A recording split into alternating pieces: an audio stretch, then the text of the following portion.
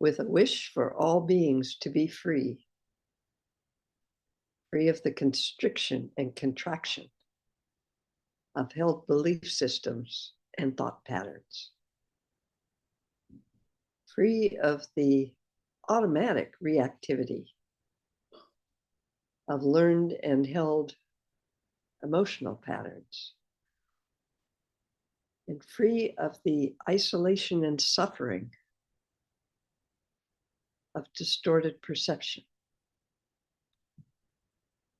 I will always go for refuge to alive, loving, radiant, spacious awareness until awareness is ongoing, like the flow of a river. Enthused by wisdom and compassion, today in the presence of all Buddhas and Bodhisattvas, of any lineage or none, and or any time or beyond time, I generate the mind of full awakening for the benefit of all beings. As long as space remains, as long as beings remain, may I manifest in such a way to ease and dispel the miseries in the universe.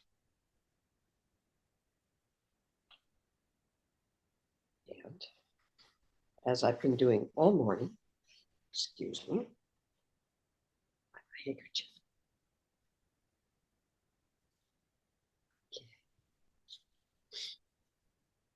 I've said this before, I try to repeat it often. For me, it's important that a refuge and intention for Bodhisattva have meaning to me. That actually something always seems to shift when I say that. And I'm present with that. So this is piecemealed together from a little bit that the Dalai Lama is said to say every day, a little bit of just my experiential refuge.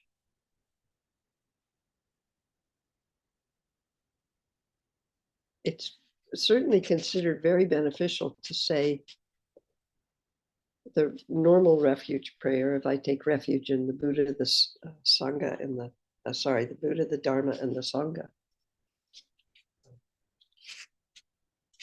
I don't actually have any good definition or understanding of the word Dharma. So sometimes I get over Dharma'd and I just, whatever it means. So mine actually touches where I rest for refuge.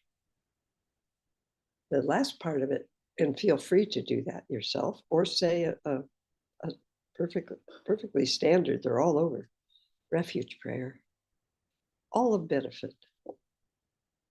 And Bodhisattva, for me, simply means I don't hold on to anything. If I feel like something, I have an insight, instead of going, oh yeah, I'm going to write that down and I'm going to, I just let it be. With the wish that it all, to me, it organically will, whatever might be of benefit radiates out into the universe, touching all beings. So that intention for me is simply a relaxation, not to grasp, try to figure out, or do anything.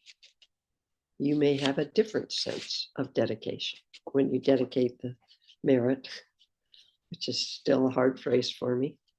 Still reminds me of little gold stars, but that's not its meaning. And feel free for that too. The bit at the end, as long as space remains, as long as beings remain. That's actually in the Dalai Lama refuge prayer. But the may I manifest is actually my wish path.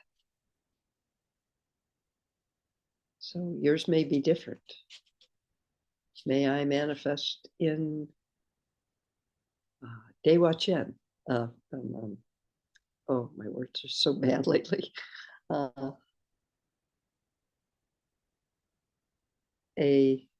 Almost had it. Somebody want to pop in and just help me? What are those? They're Buddha lands, but that's not Pure Land. Pure Lands. Thank you, Faye. I think you probably saved me the last time I couldn't call that up. So something that is real to you, Man Lama is a wish path. It doesn't have to stay the same forever and ever. You may find it changing. Probably not of much benefit to people, but you never know. If your wish path is, may I manifest in such a way to always have Netflix. I don't know. Maybe if your personality is one that likes to murder people unless you have Netflix, that might be the very best manifestation you could possibly wish for. But it's not a prayer in the sense of praying to something outside yourself to come in and save you and do whatever it is. I wouldn't say it's to anything inside either. It's not limited in that way. It's just an intention, not just, it is an intention of how the wave of your form would like to move forward. The wave of your being, not your form. Your form's not going to stay forever, right?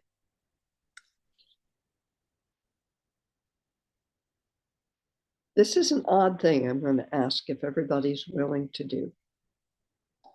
And we'll see where it goes after that. I have really wanted to find ways. For instance, if I were to tell you that loneliness is an illusion, how many of you would just go, oh, that's great, I won't be lonely anymore? No, it doesn't work that way at all. And to go around saying loneliness is an illusion, so I don't believe in it, that's not useful at all. The potential,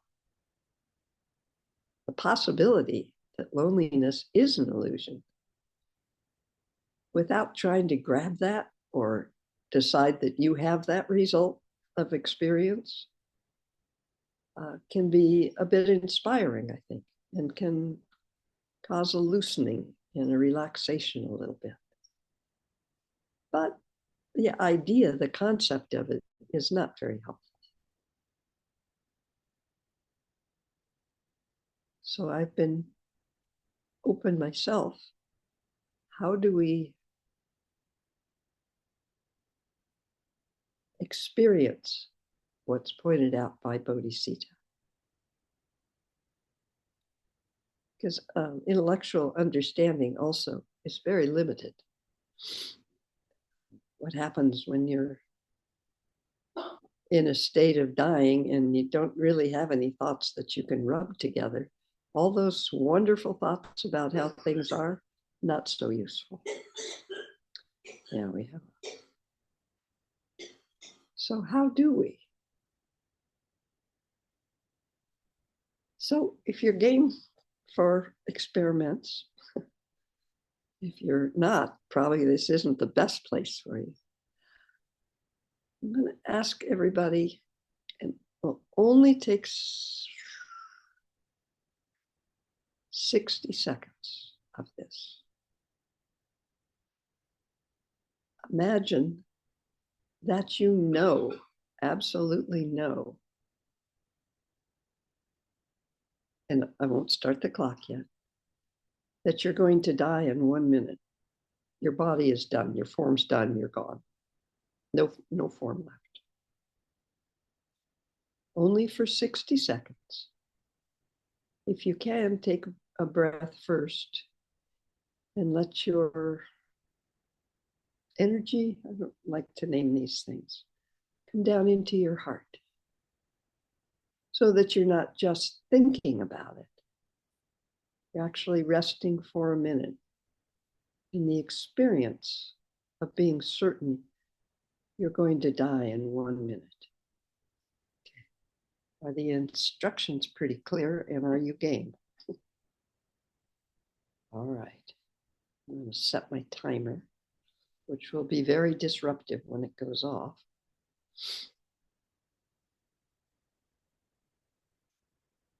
And if you've already started, it's okay. And we'll start. Oh.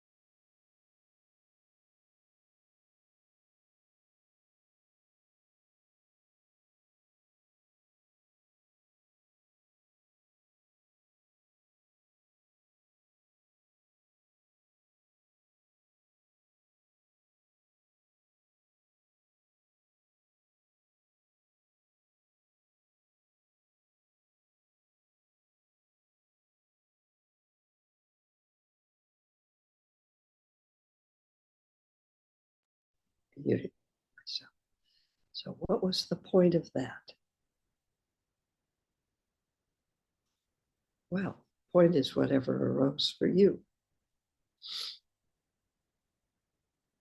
That is something that we can do at any time, in any moment. People are always talking these days about being in the moment.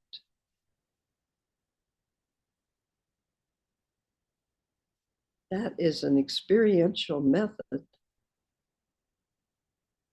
that may shift things in a way that things become very fresh in this moment. May not. I'm just going to put a warning on it's a powerful one for me. If we try to make ourselves be in the moment, that is often very hard because we're trying to control being in the moment.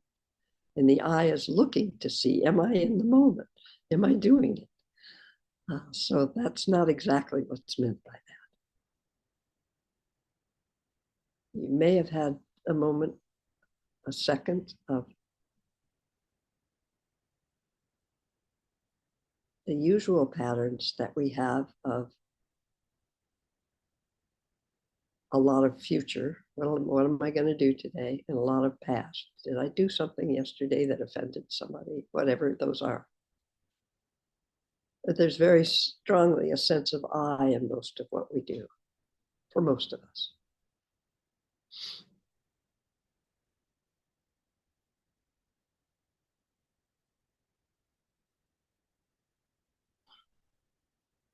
We go from here. If loneliness is an illusion, it must mean there's something we're missing. Because I don't know a human that does not experience loneliness. It's very present in the human condition.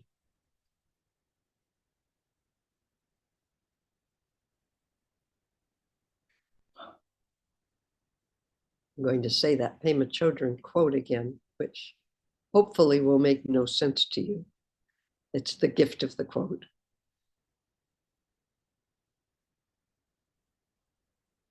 Which I may not have word for word, but it definitely has the meaning. Having no reference point is the loneliest experience. It's also enlightened mind. Really?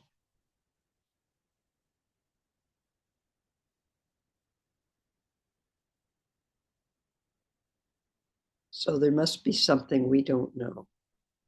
Because I very much doubt she's saying enlightened mind or recognizing enlightened mind. Oh, then there'd be a recognizer. Never mind. enlightened mind is the loneliest possible experience. And clearly, that would make no sense. It's always a quote that's stuck with me. It may also point at the illusion of loneliness, not denying it. Please hear this. Do not deny it. So how do we go there? Let's try this if you want. Well, probably even if you don't want, but you can push my mute button. Thank you, Fig. Fig put the reference where she talks about loneliness with that quote in the chat.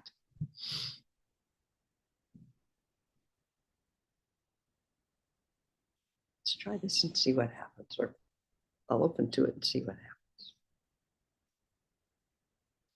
According to all our science, the elements that needed to be present for life, the universe, this universe came into being with a big bang from an incredibly dense, concentrated, I don't know how big a ball, that exploded. And every bit of what makes up our universe, the materials were there, stardust, if you will. Which means if we rest in that for a minute, were the words that came to me the other night. Everything is in everything.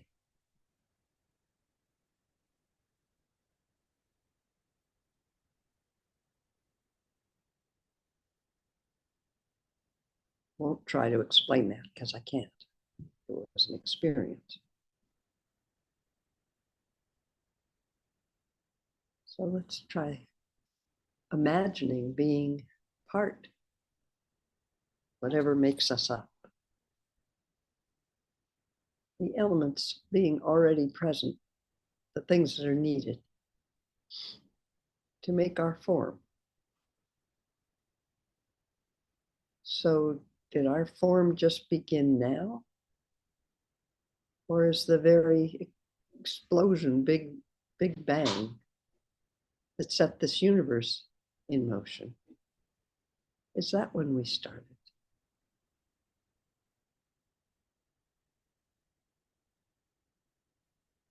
Probably not a lot of awareness, I don't know. Maybe awareness in every single particle that blasted out of there, expanded out.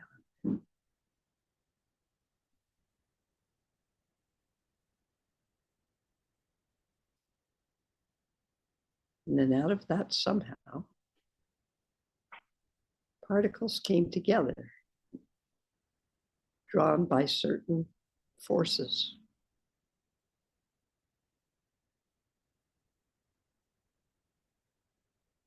Not in every single space in the universe, but somehow enough were drawn to each other to create stars.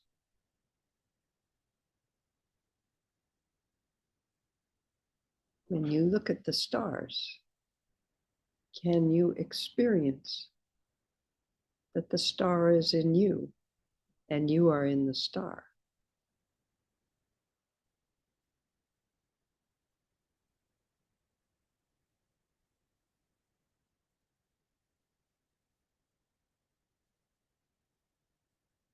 And more things occurred. Things gathered together to become planets. Planets rotated, orbited around the star.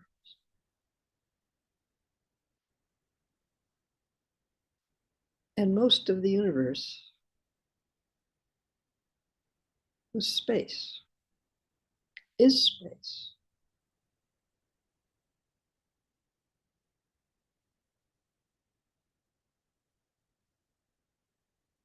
The distances between matter are beyond our imagination. for most of us. So much space.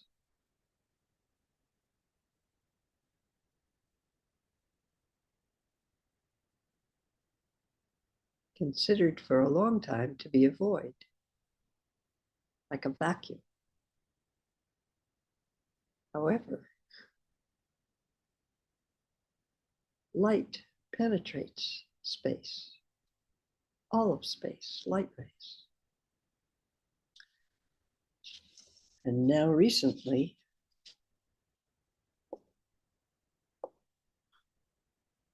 scientists have discovered a background hum permeating space as far as they can tell, penetrating all space.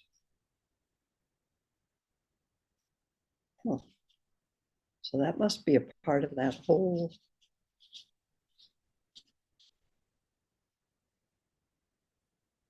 attraction of formation, of form coming together. Can you experience yourself as sound, vibration, and light?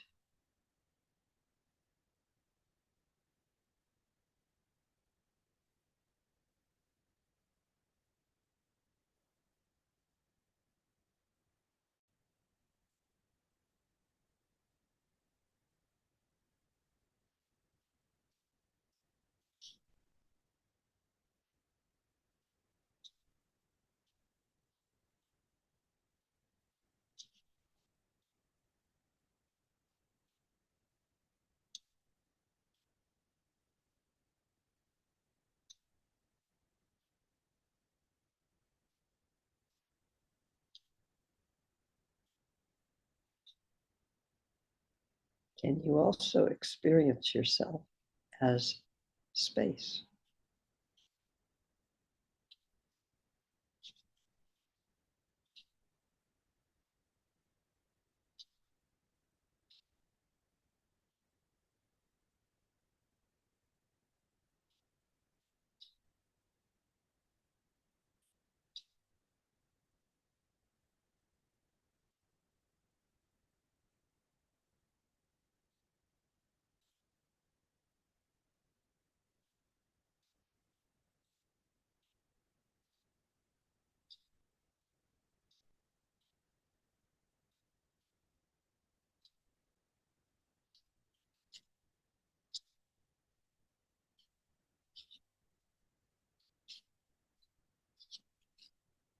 My experience in the teachings would say, well, not that specifically. My experience is all space is permeated with awareness, an indescribable awareness.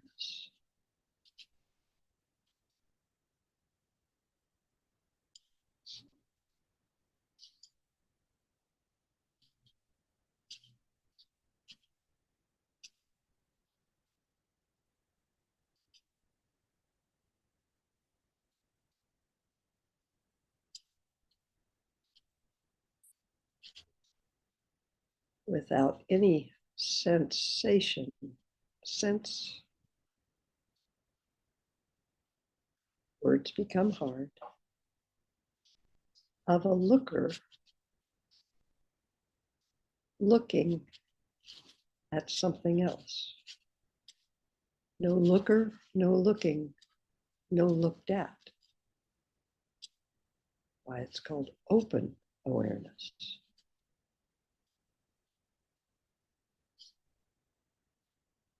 No reference point.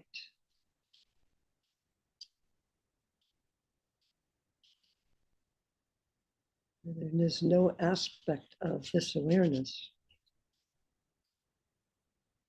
in any way separate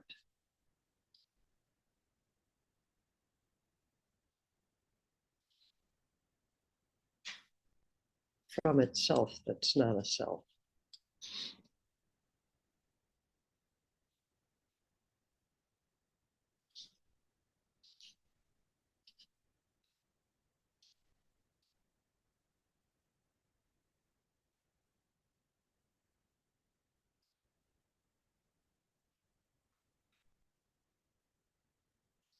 for a moment, either glancing in three directions that I've sort of pointed at that are never separate. But if it's easier, can you rest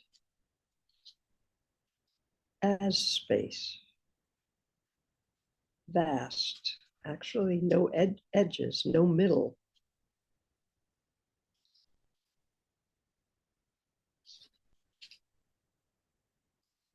infinite, unbounded space beyond our imagination?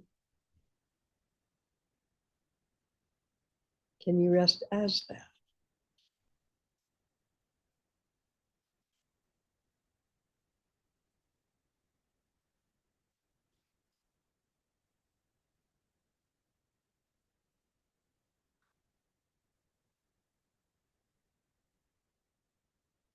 For some of us, that's a little scary. For some of us, it's the most wondrous thing in the world. Not in the world, obviously.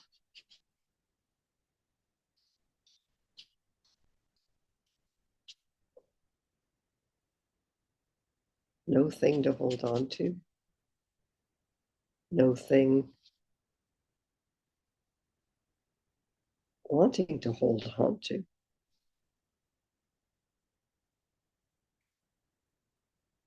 Not no self, non-self.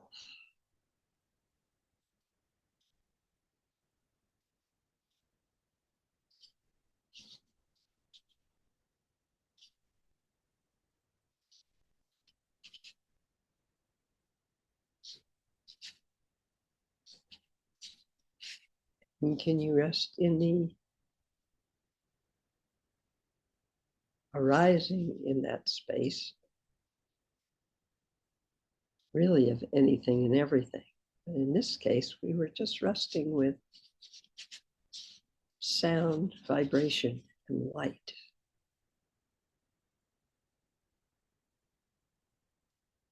As sound, vibration, and light, permeating all of spaciousness.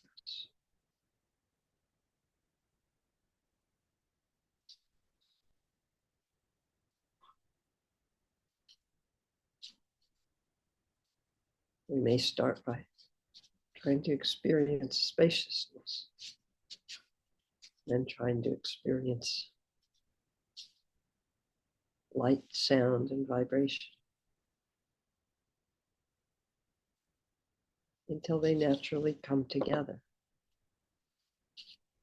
Not looking at, we are resting in being that.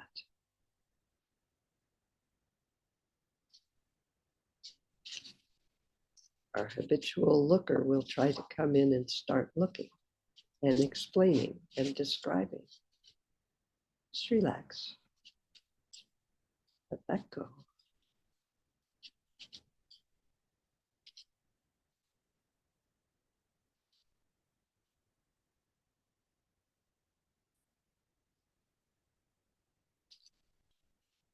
And within that,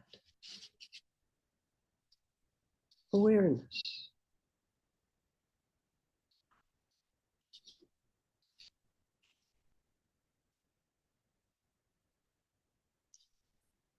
Not what in our human form we experience as awareness, which is almost always the describer.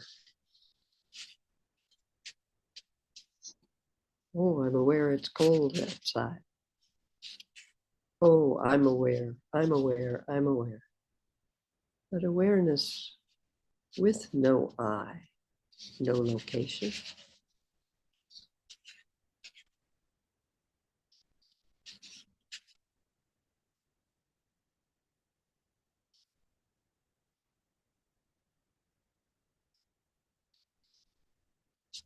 We can name these things, but without the experience, are the names really that useful?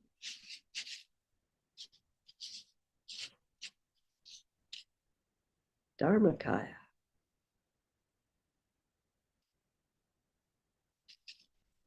Can't even say beyond duality. Duality is not a potential, isn't a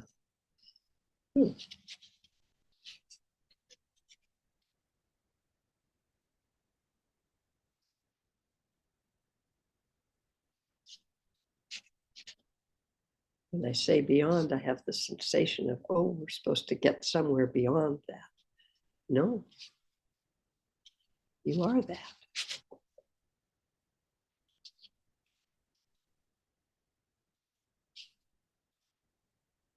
If you fall in as that, there will not be a describer. Timeless, where time is a concept. Simply openness.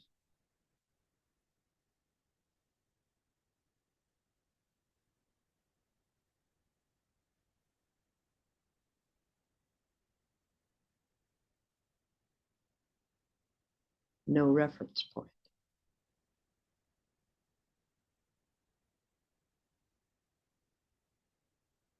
We could call that Dharmakaya. But does the name help you to experience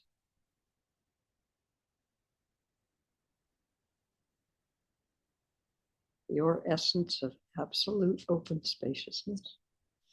That's a description, not what it is.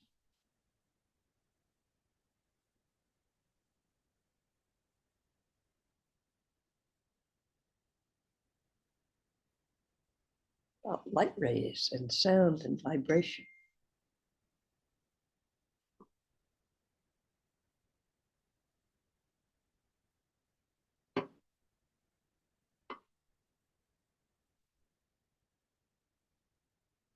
You are light rays, sound, and vibration.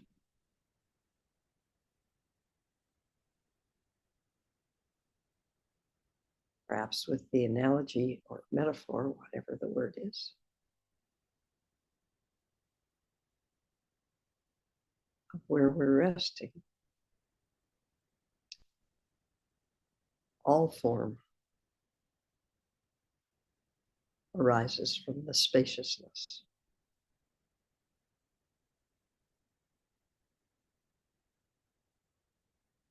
All form, potentially any form, can arise and dissolve.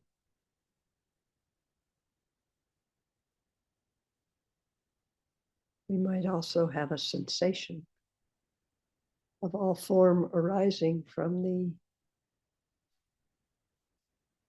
congealing in certain attractions of light, vibration, and sound.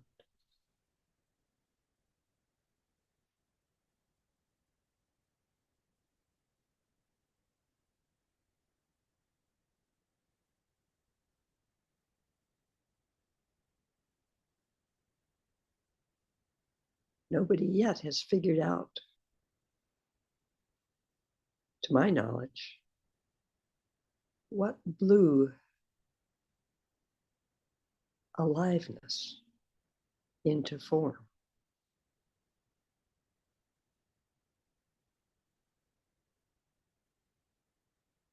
What's that ingredient?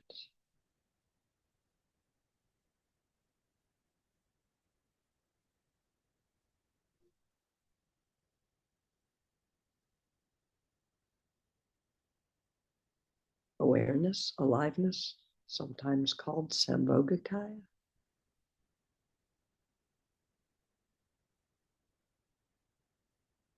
Nirmanakaya, all the arisings, never separate from each other. Can't possibly be. All simply the coalescence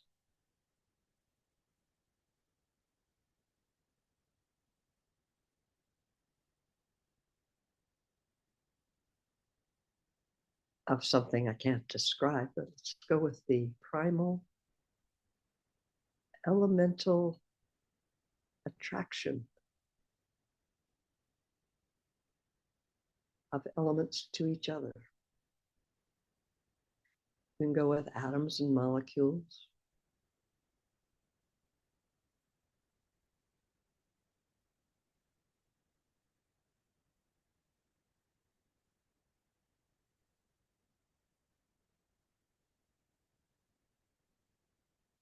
Sometimes we can rest in opening our heart, mind, to where what we think of often is this individual form, somehow that manifested itself independently of everything else. It's how it feels sometimes, doesn't it? Sometimes we can imagine looking back, where did we start?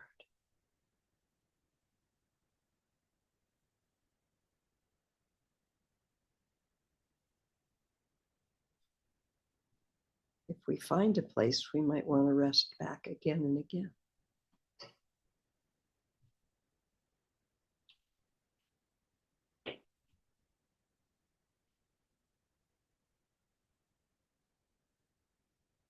The earth coalesced,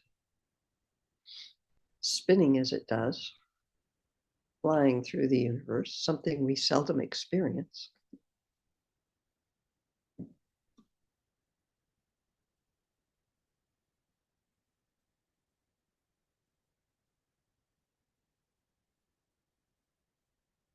You are the earth.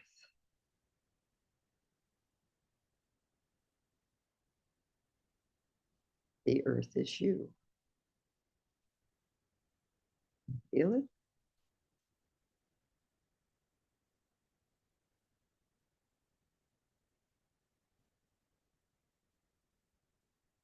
On this earth, conditions and causes, or coalescing or attraction, don't have words.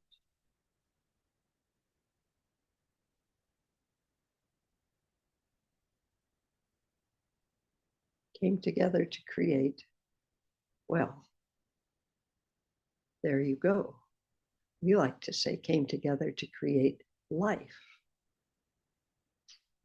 But I don't think anybody would want to claim that the earth is not alive.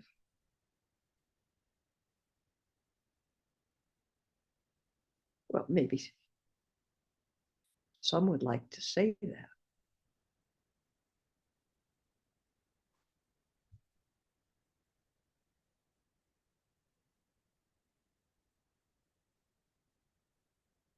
Right? Everything that came together, we want to use Big Bang, to make form. In some way, would that all be alive? Certainly always moving, always changing. Heck, you can take asphalt or concrete. It's not dead in the sense that it's static or stationary. No form is static or stationary. It is the nature of form to move, right? I mean, I don't look like I did when I was born.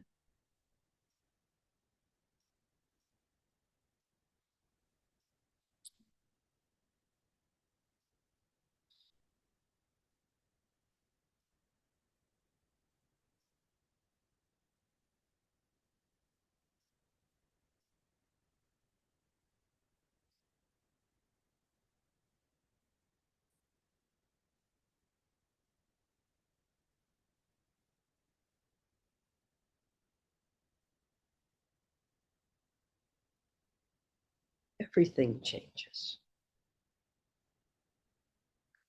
Nothing is permanent. No form is permanent. We all know this. I don't know many of us that live this experientially, knowing in that way, not just a thought.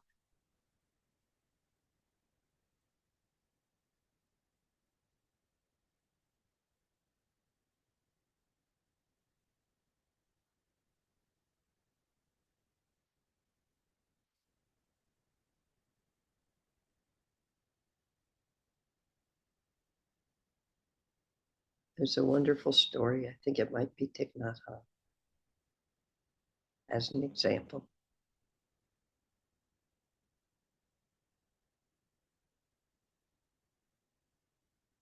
Can you feel the bear in you? What? Example is berries that the bear comes and eats.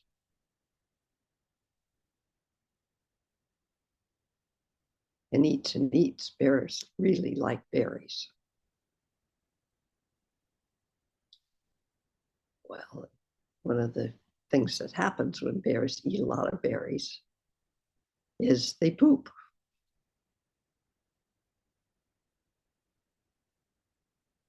The poop goes into the ground, is absorbed into the earth, as it is not static and not moving.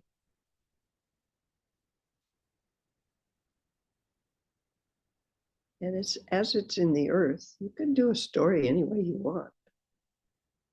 Let's make it really simple. It feeds the earth, it feeds the roots of the berry plants, so that when, again, the conditions are ripe, more berries appear.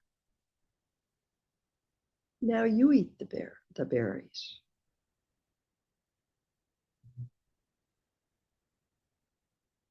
Do you experience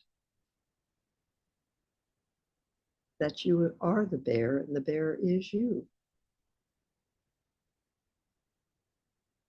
You can rest with this if you choose to, until there is no possibility of anything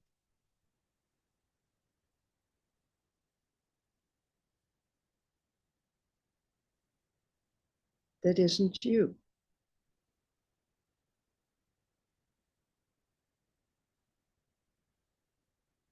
Can you taste that for a moment? We can grab on, which we do as humans, but I like this, so I'm going to grab this. But I don't like that, so I'm going to get rid of that. If we rest often enough, and whatever brings us to an experience that everything is us and we are in, you can call it everything is in us and we are in everything. However, the experiences rises for you. Pretty soon, the concept of duality and separation may start to relax a little bit. May, you can't make it in my experience. It just may.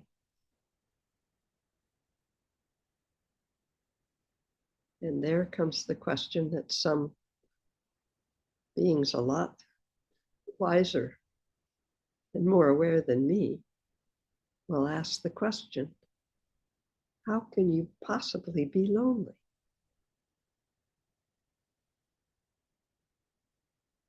Don't deny that you feel that.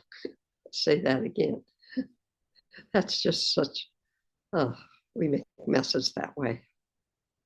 We experience what we experience.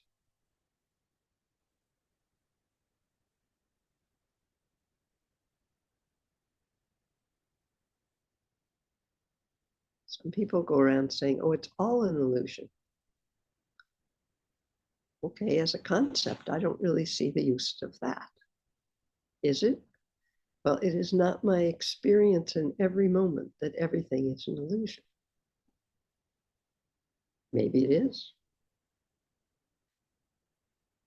With this, we can sometimes, even just taking a piece of what we were able to share today,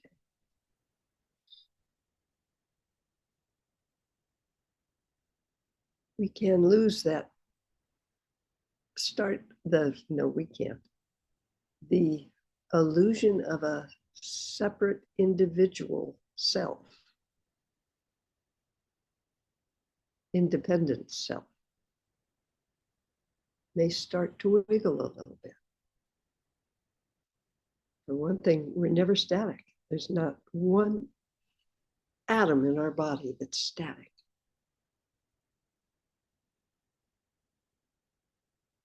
Or particle or virtual particle. How tiny do you want to try to see?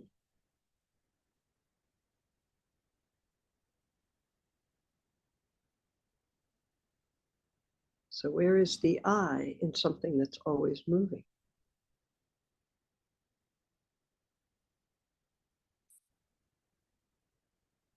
You may hear your mind say, but wait a minute, I want to hold still for a minute. Well, we can't. We just rest there, not trying to figure it out. Just rest in what might open.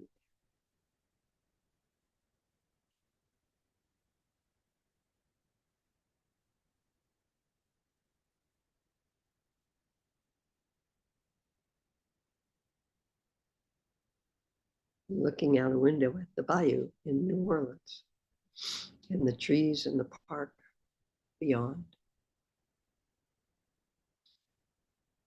I'm reminded of, I think, the second teaching I ever got from Lama Lena,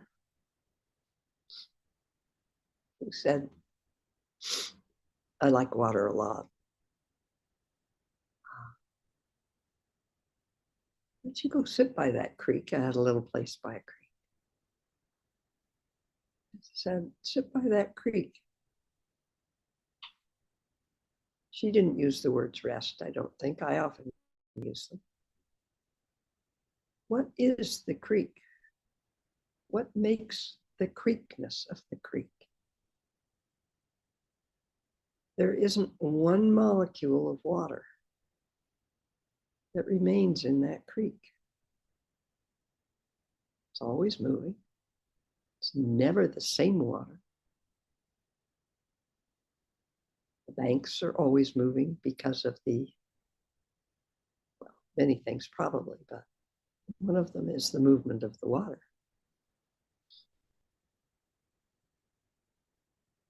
There is no independently arising individual creek that we call it creekness. What is the creekness? What is the personness? I am not a fan of questions I can answer. I'm a huge fan of things, questions where I can rest without grabbing around for an answer. That in itself took me a lot of practice to even notice, because the habit is so built into us. How does that work? What is that? Resting in the questions.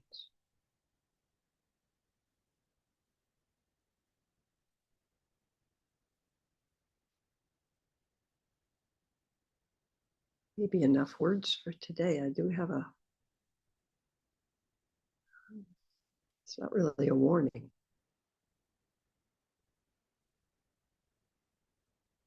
I've been saying it a lot lately. If something in our perception, sensation, and I won't say so much thoughts and feelings, although they may shift. A shift occurs, which, if you can, don't grab it. Let it be. Well, thoughts may arise. Movement in mind, heart, mind. Just rest. Soon enough, we'll find ourselves distracted by our efforts to describe or explain or hold on to.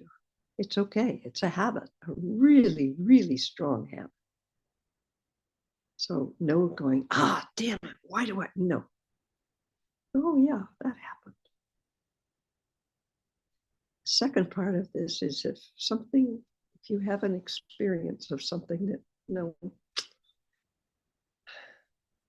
experiences occur that appears to shift something.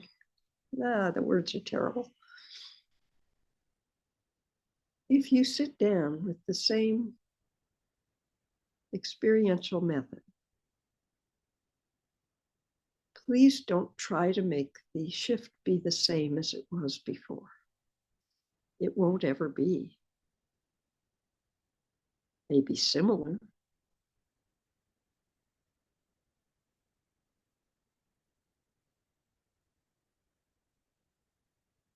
That's called trying to make the result our practice. Can't do it. But I liked that result. I want it to happen again. Can't do it.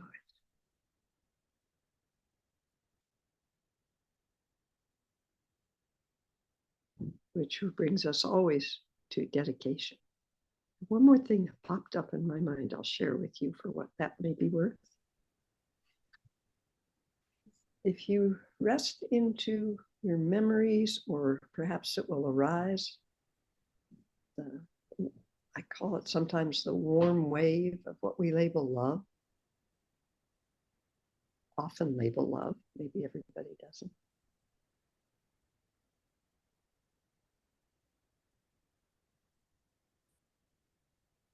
This may sound separate to what we've been doing, but can you notice how quickly and how often we attach it? We actually create the dualism of what is not a dual experience. I love my baby. I love my partner. I love the bayou. No. We may be able at times, and I believe this takes practice too, but it's not a doing practice, it's a shifting practice, I guess. When that wave arises, whatever the stimulus was, could be music, it could be, oh, for God's sakes, for me, sometimes it's those darn Hallmark commercials at Christmas time. They just catch me somehow. I don't know if you're all aware of this. It can be anything.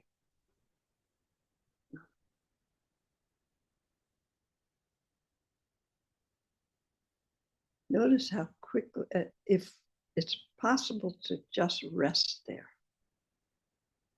before the naming, before the separating. The experience itself, we will find, I find experience only after I dual out myself again. The experience itself is beyond duality. There isn't an I and a you in the freshness of the experience. We create that. The wave itself is often, well, if it occurs and you can rest right there, timeless. It's a timeless quality, which you only notice when you put your own form back together and say, I love them. I love that. There's something about that, if we can even begin to catch it a little bit.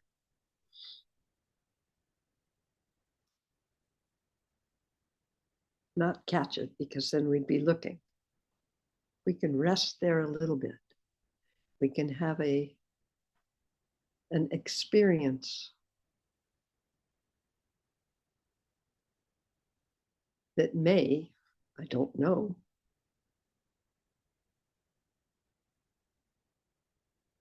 be what's described by the word bodhisattva.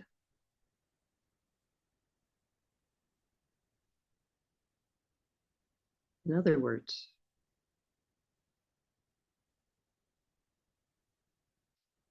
I added loving to my refuge. I'm not sure it's the right word. What I'm pointing at, that utter, it doesn't go into words, interconnectedness, interdependence of all life with life.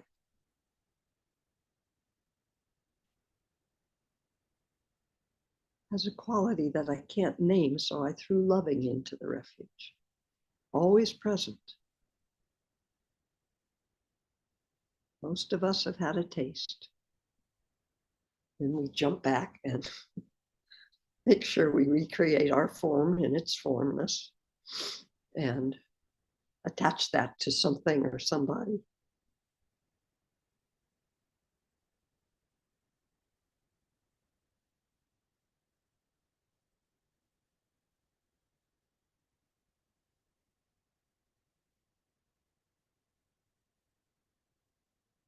I am incredibly grateful that you all show up so we get to do this together.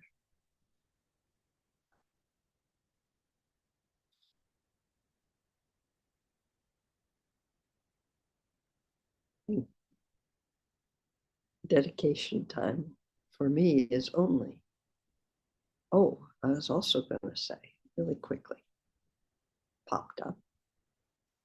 When we grasp that love towards something outside of us, and we all do, it's silly to say, oh, I never do that. Of course we do. Not only do we squish what's always there, not only do we reaffirm duality,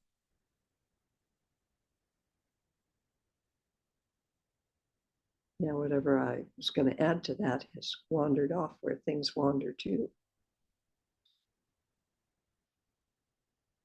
Love as an emotion may be something we attach. It may be an emotion, however you define that. Love, bodhicitta, the word is meaningless, really. The experience is one of deep relaxation and warmth. That's my experience. You find for yourself. No need to grab anything. No need to hold on to anything. If I can get by that initial or rest in that openness. And it is not an emotion attached to anything. Maybe I was resting this morning with this, maybe relaxation, warmth. There is no descriptive word, but perhaps that would be more accurate as a pointer. Bodhicitta isn't I love you, although I certainly experience that sensation. Bodhicitta is the absolute knowing, breathing, living.